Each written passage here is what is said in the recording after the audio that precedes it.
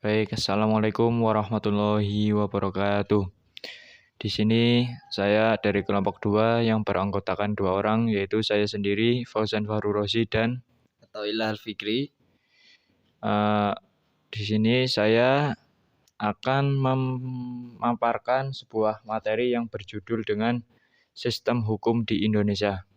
Iya, langsung saja mengenai pembahasan yang pertama, yaitu pengertian ilmu hukum. Hukum dalam bahasa Inggris yaitu law, yang bermakna aturan. Menurut terminologi Black Law Dictionary, hukum dalam arti umum adalah keseluruhan peraturan bertindak atau berperilaku yang ditentukan oleh kekuasaan pengendali dan mempunyai kekuatan yang sah bersifat mengikat. Atau hukum adalah apa yang harus ditaati dan diikuti oleh warga negara dengan akibat sanksi atau konsekuensi sah.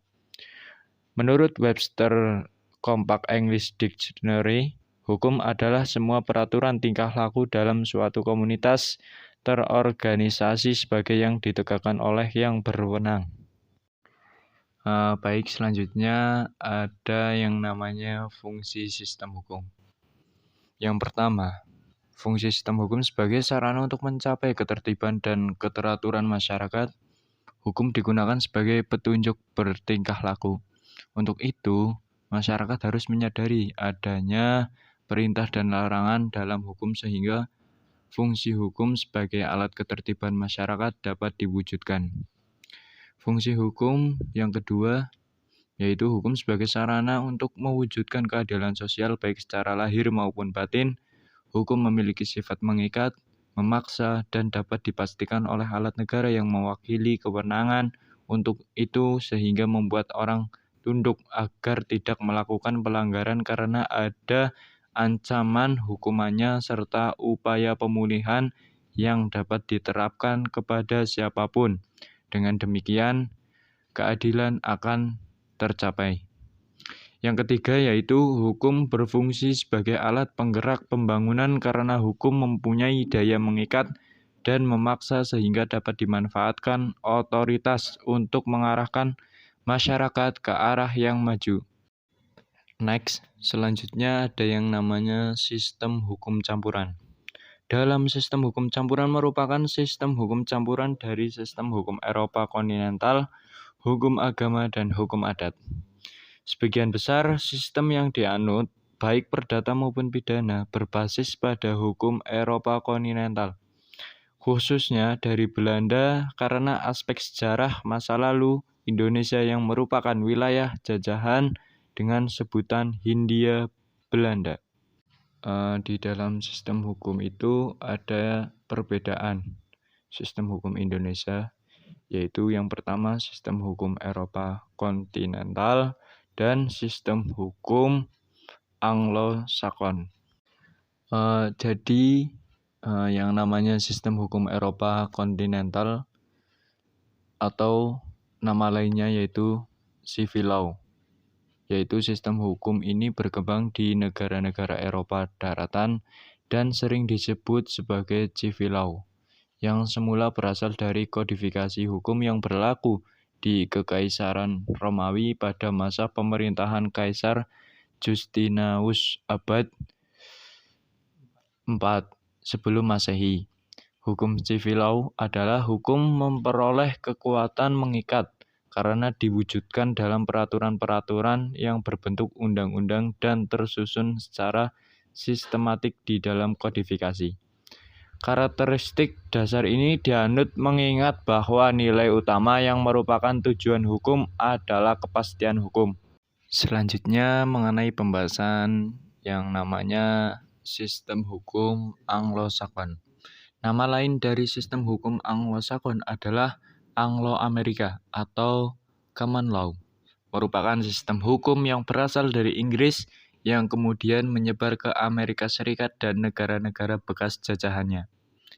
Kata Anglo-Sakson berasal dari nama bangsa yaitu bangsa Angel-Sakson yang pernah menyerang sekaligus menjajah Inggris yang kemudian ditaklukkan oleh Hertog Normandia, William. Sistem hukum Anglo-Sakson merupakan suatu sistem hukum yang didasarkan pada jurisprudensi yaitu keputusan-keputusan hakim terdahulu yang kemudian menjadi dasar putusan hakim-hakim selanjutnya. Sistem hukum Anglo-Saxon atau common law cenderung lebih mengutamakan hukum kebiasaan, hukum yang berjalan dinamis sejalan dengan dinamika masyarakat. Ya, selanjutnya mengenai sistem hukum adat. Secara garis besar, hukum adat adalah hukum kebiasaan yang artinya aturan dibuat dari tingkah laku masyarakat yang tumbuh dan berkembang sehingga menjadi sebuah hukum yang ditaati secara tidak tertulis. Hukum adat diakui oleh negara sebagai hukum yang sah. Ya, berikutnya mengenai badan hukum. Badan hukum atau Rechtsperson merupakan badan-badan perkumpulan dari orang-orang person yang diciptakan oleh hukum sehingga mempunyai hak dan kewajiban layaknya subjek hukum manusia. Badan hukum dapat menjalankan perbuatan hukum sebagai pembawa hak manusia, seperti melakukan perjanjian, mempunyai kekayaan yang terlepas dari anggota dan sebagainya. Perbedaan badan hukum dengan manusia sebagai pembawa hak adalah badan hukum tidak dapat melakukan perkawinan, tidak dapat diberi hukuman penjara, tetapi badan hukum dimungkinkan dapat dibubarkan. Ya, di sini masih mengenai badan hukum. Badan hukum mempunyai syarat-syarat untuk dapat dikatakan sebagai badan hukum, yaitu sebagai berikut. 1. Memiliki kekayaan terpisah dari kekayaan orang-orang yang mendirikannya. 2. Hak atau kewajiban badan hukum terpisah dari hak atau kewajiban orang-orang yang menjalankan kegiatan badan hukum tersebut. 3. Memiliki tujuan tertentu. 4. Memiliki kontinuitas keberlangsungan usaha. Dalam hal ini, keberadaannya tidak terkait pada orang-orang tertentu karena hak dan kewajiban serta eksistensinya tetap ada meskipun orang-orang yang menjalankannya telah berganti. Ya, di sini terbagi menjadi dua sumber hukum. Yang pertama sumber hukum material dan yang kedua sumber hukum formil. Yang disebut dengan hukum material adalah menerangkan perbuatan-perbuatan apa yang dapat dihukum serta hukuman-hukuman apa yang dapat dijatuhkan. Sedangkan sumber hukum formil adalah suatu rumusan yang memiliki bentuk tertentu sebagai dasar untuk bisa ditaati dan bisa ditegakkan oleh para penegak hukum. Di Indonesia terdapat berbagai hukum formil seperti undang-undang kebiasaan, traktat, jurisprudensi, dan doktrin. Alangkah baiknya ketika kita sudah memaparkan materi ataupun mempresentasikan materi, harus ada yang namanya kesimpulan. Kesimpulan di sini yaitu sistem hukum adalah kesatuan utuh dari tatanan-tatanan yang terdiri dari bagian-bagian atau unsur-unsur yang satu sama lain saling berhubungan dan berkaitan secara erat. Untuk mencapai suatu tujuan kesatuan tersebut perlu kerjasama antara bagian-bagian atau unsur-unsur tersebut menurut rencana dan pola tertentu. Untuk sistem hukum common law, yaitu kesimpulannya merupakan sistem hukum yang berasal dari Inggris yang kemudian menyebar ke Amerika Serikat dan negara-negara bekas jajahannya. Dan sistem hukum common law itu cenderung lebih mengutamakan yang namanya hukum kebiasaan. Baik, kesimpulan di sini cukup segitu. Selanjutnya ada daftar pustaka. Saya mengerjakan PowerPoint ini yang berjudul Sistem Hukum Indonesia. Saya mengambil 3 sumber. Yang pertama dari Dedi Soemardi tahun 1997,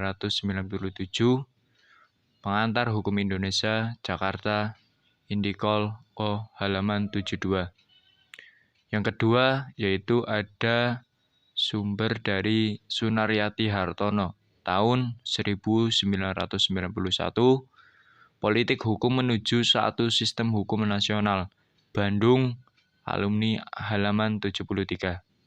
Yang ketiga, yaitu Aditya Firman, tahun 2019, Jurnal Rekvinding, Romantisme Sistem Hukum Indonesia, Jakarta, volume 8, nomor 1.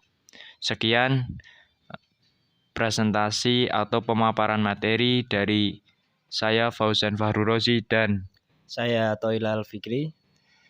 Sekian, wassalamualaikum Warahmatullahi wabarakatuh.